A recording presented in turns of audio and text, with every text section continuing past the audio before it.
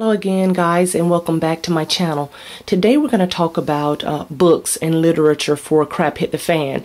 You know, our major source of information right now is the internet, and should something definitive happen that we just have no control over and the internet goes down, most people don't have hard copies of any type of literature to get them by for everyday life, just entertainment, to have something to do. Most people don't read hard copies anymore because everything is computer oriented. So if you don't have electricity, you don't have a way to actually charge the batteries up on your computers and read the books via your computer, you're going to be in a world of hurt. So what I did was I went out and I purchased quite a few books that will get me by and give me a general guideline of survival in both crap hit the fan, everyday urban survival, and just spiritual survival for everyday life. Okay, so back over here you have my vegetable garden and what's wrong with my vegetable garden stuff, and then up under it you have the complete guide to edible wild plants, mushrooms, and fruits and nuts. Now this one is an extremely very important reading material. It's one of the best. This one is Edible Wild Plants, Eastern Central North America, and it is by Alan Peterson, Lee Allen Peterson.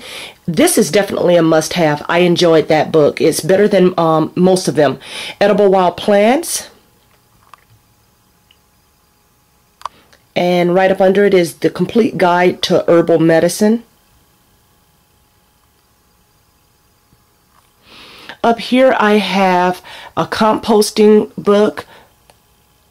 And this one was pretty easy to understand. I actually haven't read all of the books that I have, but I will get to it eventually. This one is Alternative Cures, the Home Remedies Handbook, which is another good reference guide that you should have. The SAS Guide to Tracking. Now, I got some of these books because a lot of the skills and things that are within the books I don't have. I don't know how to track. I could probably learn very easily because once you show me how to do something one time, I normally catch on to it very easily. But you still have to show me, and then I have to put it into practice. So I got these books as reference materials for that. Cooking with a Dutch Oven. It's not as easy as people think it is. So, you know, that one is definitely a must-have as well, and I have some PDFs on this one too. And then boating skills and seamanship.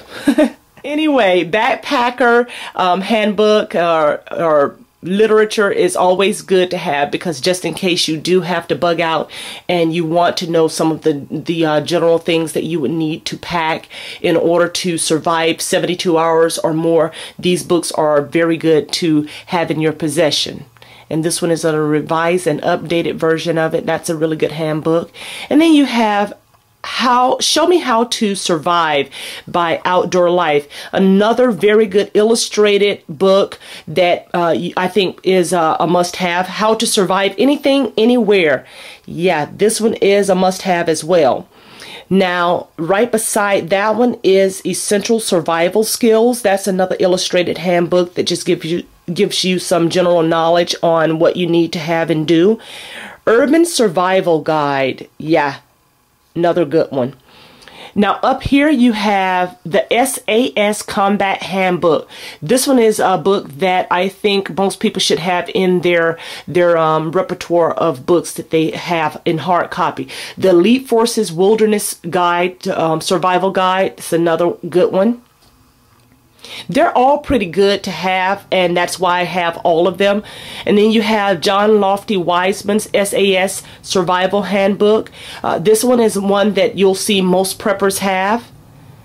And then right next to those are the Total Gun Manual. This one is 335 Essential Shooting Skills, and this is, I have not read this yet, so can't comment on that, but this one I read in less than 3 days. This book, The Ultimate Survival Manual with 333 skills that will get you out alive. This book This is definitely a must-have. I really enjoyed it. It was really good reading material, and it's definitely a book that I think that most everyone should consider purchasing. Now down here I have a few novels and first-hand accounts. You got Les Strauss' The Will to Live.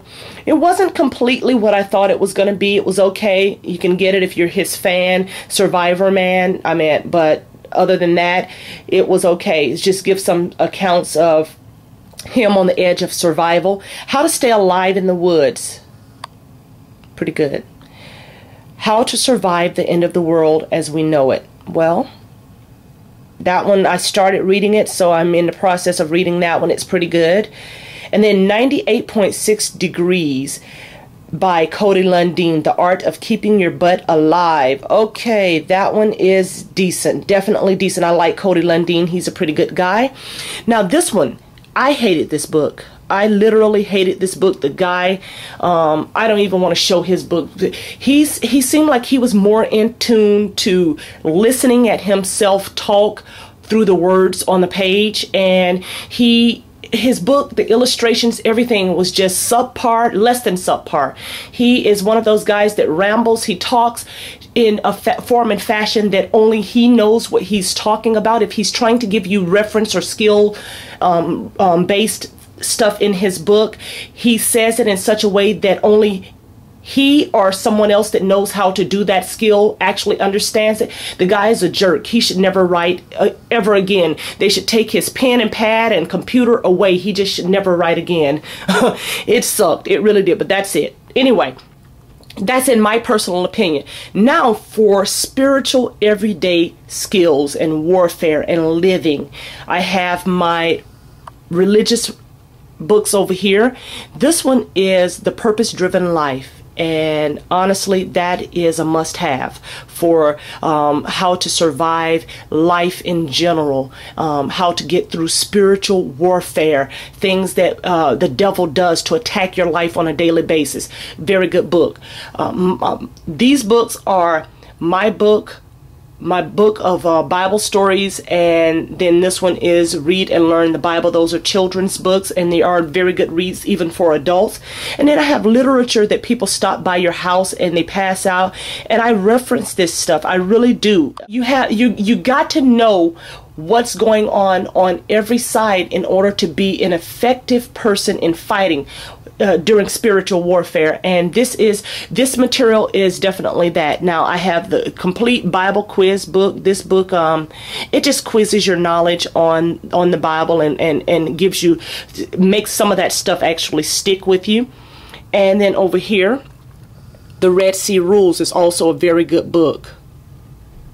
Because I'm at an awkward angle, I have to do it like this. This one is Fall Therapy, and this one is just telling you how to fall down in life and get up gracefully. Very good book.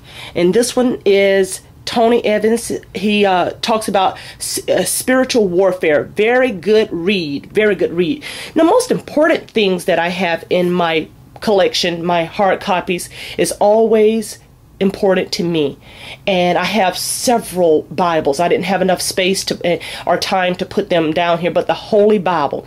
These are 2 Holy Bibles right here, and these are my reference materials for everyday life, for friendship, for love, for hard times, for struggling, for dealing with the devil's attack on your life, Satan's attack on your life. If you don't have a Holy Bible and you're not into Jehovah God, you're not into God Almighty, Jesus Christ, then I apologize for that. For you, that's you. And this is my channel, so I reference things that are important to me, that are within my better interest and my spiritual interest. And if you want to do something in reference to your Satanism or your atheism or whatever, you do a channel and you talk about whatever you want, but don't come on here telling me I had you guys won over with all the books until I got to my Bibles and stuff. I don't want to hear that crap, okay? So don't come at me with it. I just had to say that. Here's my Nook, And I wanted to show you guys some of the crap hit the fan stuff that I have. I have 44 books on here. Most of them are PDFs, and this, unfortunately, when you put a PDF on the Nook, it entitles it whatever it wants to title it as. So that's the one thing that I did not like about the Nook, but it is what it is.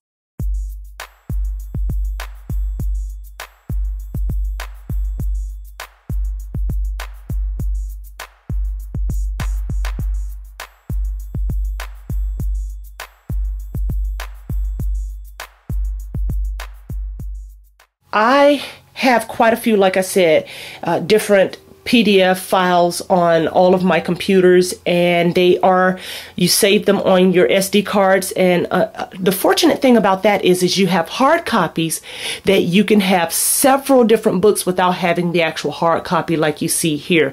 And this takes up so much space that having them on your computer is an essential thing, because you can just grab that one PC up and put it in your backpacking sack, and you can go wherever you need to go without having to lug or haul all of this stuff around. But that is that, and I'm sorry it took so long, guys, and this was a long video. I do apologize, but thanks for viewing on Woman's World Out.